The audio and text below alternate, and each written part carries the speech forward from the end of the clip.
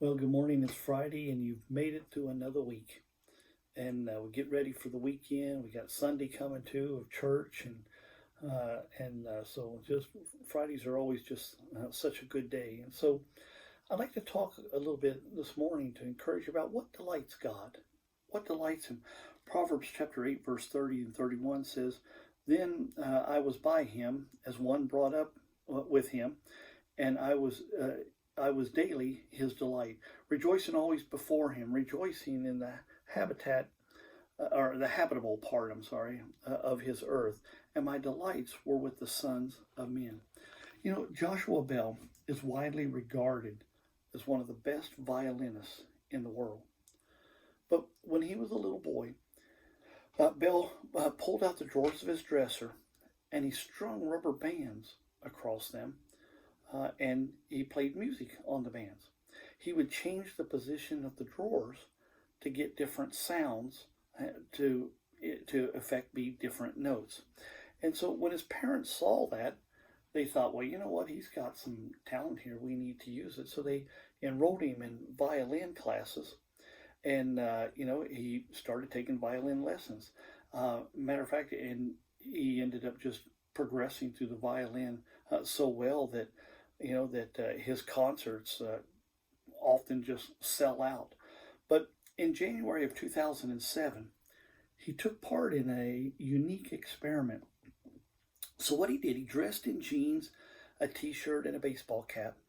And Joshua Bell, he stood in the L'Enfant subway plaza station in Washington, D.C., which is just a huge subway station. And he stood there and he played his violin. And a reporter watched as part of the experiment to see what people would do. And so standing there, Bell played six classical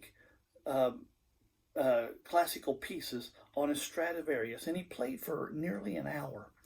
And more than 1,000 people passed by him, but only 7 people of all of that stopped to listen, and none stopped to listen for more than 1 minute, and then they moved on.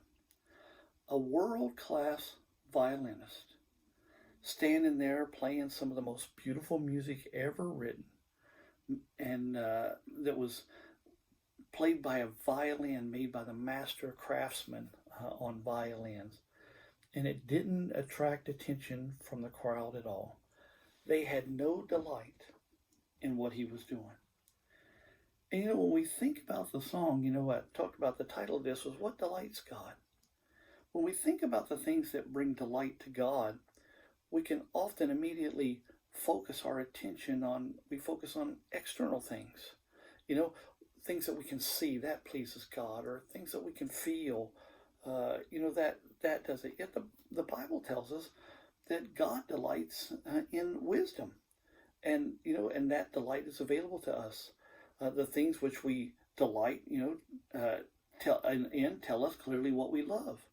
If I delight in sports, then that's something that I love. And so, if we delight in God, we delight in God's wisdom, it shows in of what we love. When we find it difficult to read God's word or the preaching, then what we're revealing is that our delight's not in that. Our delight's not in God's word. Our delight's not in the preaching or listening to what's being said. And so, God has made a lot available to us. You think about that Joshua Bell standing out there in that subway, had all of that, and passed by and nobody paid attention. But you know what? We have a lot of Bibles in our home. The people pass by them every day and nobody pays it any attention. Although maybe a couple, that take and pick it up, but there were a few that stopped by and watched him. But we have all of that, and so many times we still don't even pay attention to it. Don't even stop to enjoy the great pleasures, the great things that are there. And so when we do that, we miss out on what delights God, because what delights Him is in wisdom, the wisdom we gain from His Word. So don't pass by it today. Don't pass by God's Word. Stop and read it. Stop and pay attention to what He had. They have a thought for today is make sure that the things that delight God delight you as well. Delight in God's Word. today. And you have a great day.